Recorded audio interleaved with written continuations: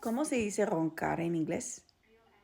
Se dice snore, snore, snore. Por ejemplo, mi esposo ronca muy fuerte. ¿Cómo se diría en inglés?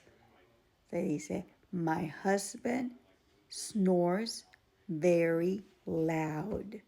My husband snores very loud. My husband snores very loud. Espero les ayude.